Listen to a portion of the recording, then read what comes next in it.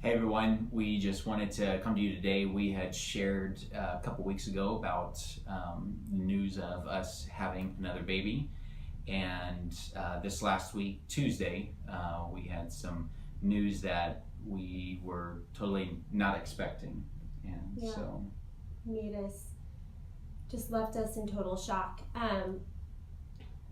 Last Tuesday, I went in for a doctor appointment, and they went to go try to find, or they hooked up the tool they use to look for the baby's heartbeat. And as they were doing that, it just was taking a really long time. And having gone through a loss prior 3 years ago, as many of you guys know, we lost our third baby.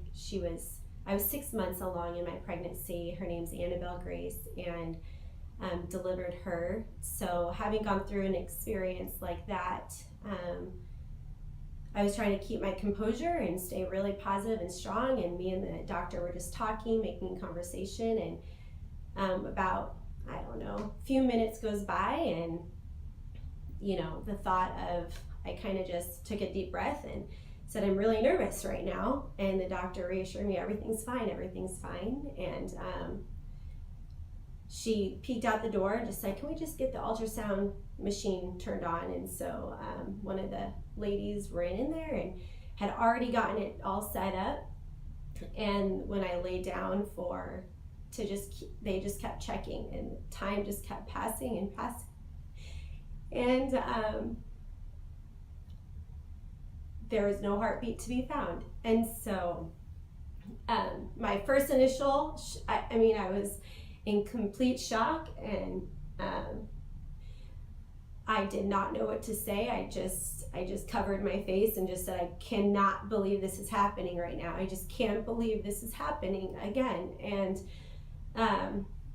the whole office just rushed in and just were right there in my room, and they hugged me and they were there for me. They've been with me through all of our pregnancies. And Ryan was in Phoenix at the time, and they said, let's call your husband right away, and we need to send you up to a specialist, and just to verify everything that we're seeing, get it all confirmed, that there is a confirmation of no heartbeat. And so I called Ryan, and he was in complete shock. And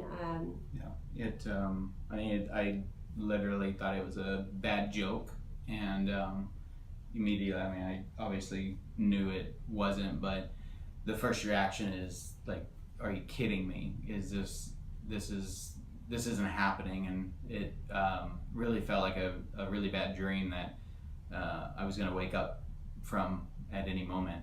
So I rushed over, from Phoenix to Gilbert area to be with her, and it was very tough. It was really hard, and in that first initial moment, you don't know. You're in shock. It's painful. It's heartbreaking, and to go through it twice really sucks.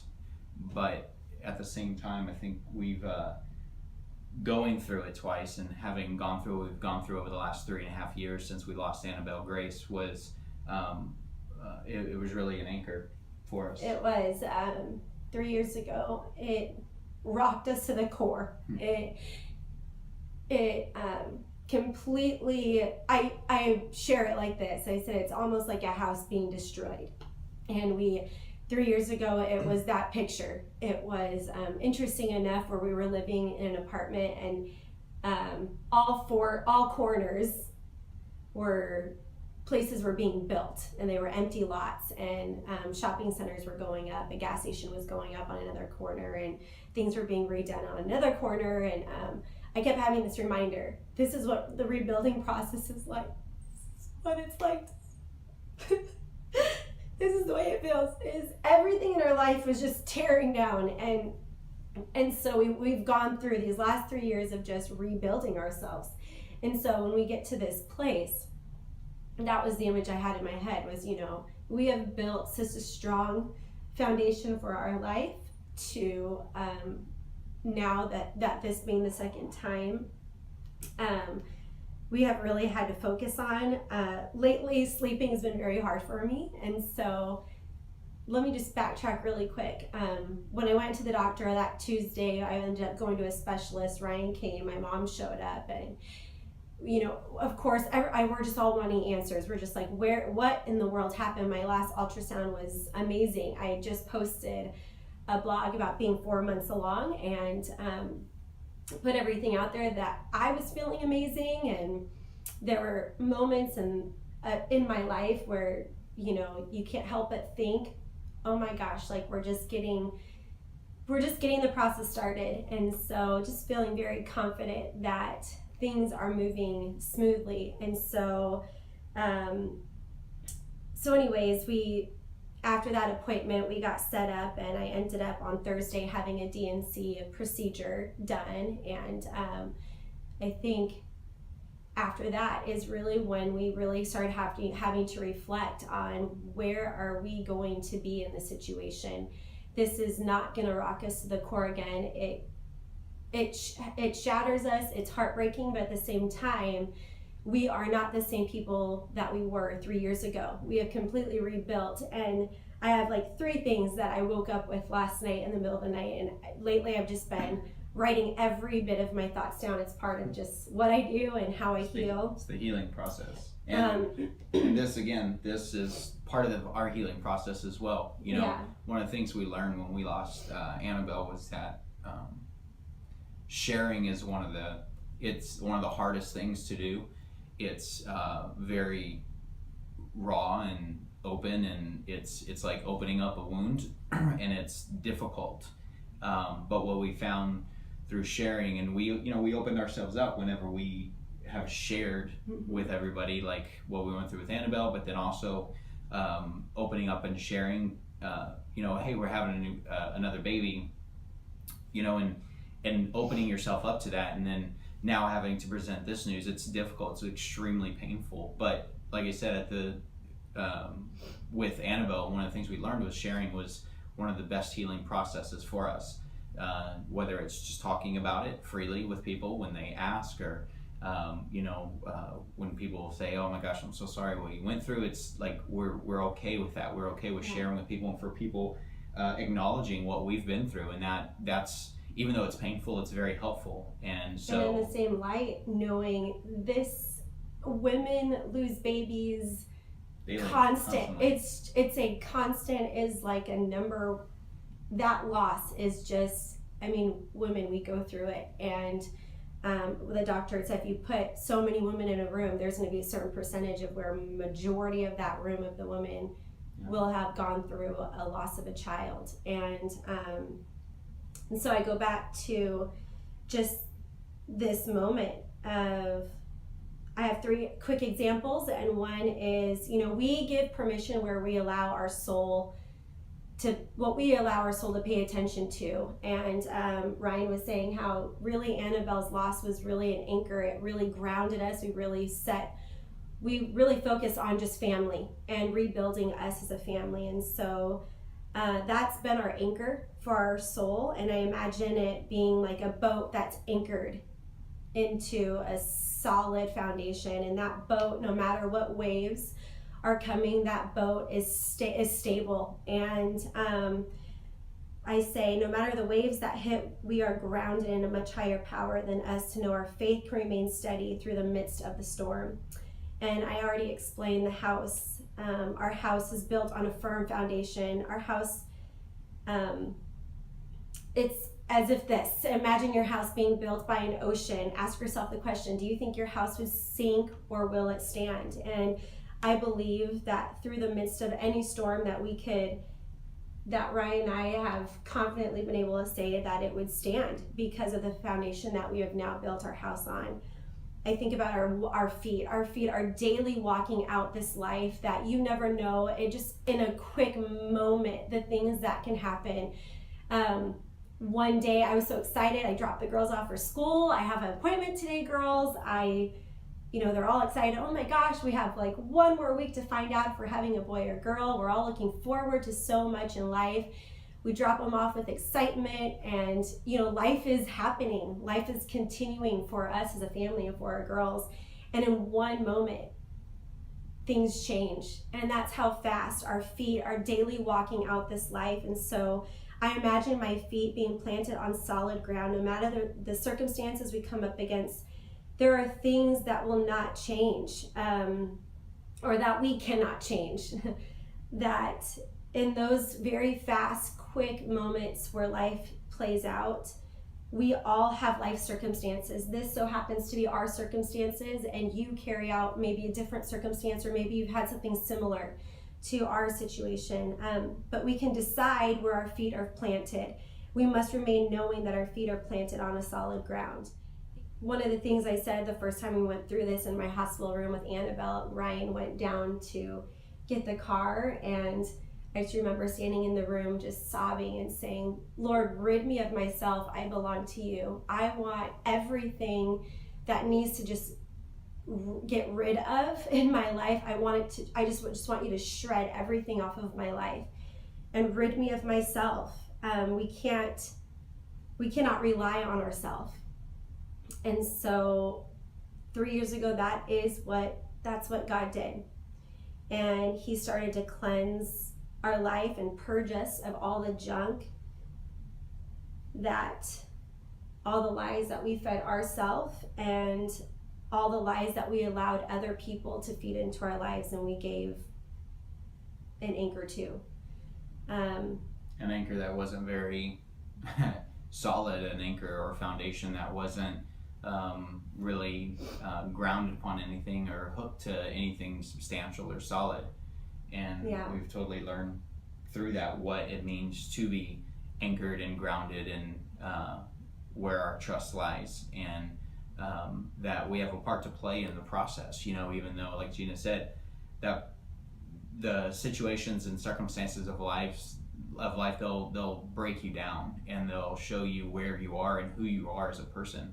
And you can do one of two things. You can either hate what you see and then continue to plummet down into that darkness and into that lonely place more and more and more, or you can look in the mirror, see that what you're seeing, that reflection, is not something that you like, and do something about it. And so we've chosen to do something about it over the last 3 years, and we'll continue to choose that because we're not satisfied with just being status quo or just complacent in where we are. We're content with who we are, but knowing that this life is a life of learning. It's a journey of learning, and we're going to constantly learn. We will experience troubles in this life. Yeah. We're not promised or guaranteed anything. Yeah. And so not guaranteed a smooth ride. Yeah, definitely. We have a responsibility now as parents. We have our girls. Prior to this were 5 and 3 with Annabelle, and now they're 8 and 6. They've been super present with us through every step of the way, and in blogs to come, I'm going to be sharing a little bit of the inside of what our family has been going through and the things how we've had to present it to our girls. But we have an opportunity now to share with our girls that these situations are only they're going to make us stronger. And it hurts. Loss hurts. It's so painful, and it's hard. Like I said, it's been hard for me just to sleep at night. There are things that are it's hard to go out to the store and just go, okay, life is moving. And now with older kids, they're busy in activities, and our girls they're wanting to be busy and to just have a mom and dad who are present and who are focusing on their life. And we're thankful for the gift that we have. 2 amazing, beautiful, healthy daughters that I was able to carry full term. And so I think the beauty in all this is just being able to now pass on this new reality of taking life by the storms and plowing through them and showing them that together we can get through this. Together, all of us are stronger. And we don't rely just on our strength. We've been relying on friends and family strength. And so it's incredible when you invite people into the process of your situation, how incredible it is to just lean on each other and the strength where they believe in you and they know you can get through it.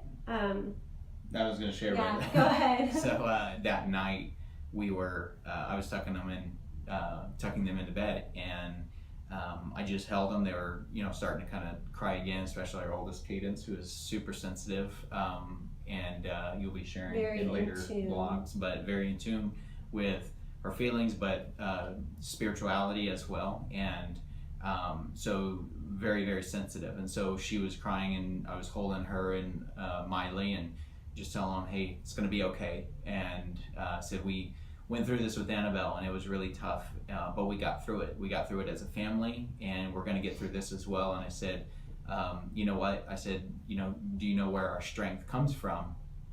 And Miley so innocently said, Annabelle? That our strength comes from Annabelle?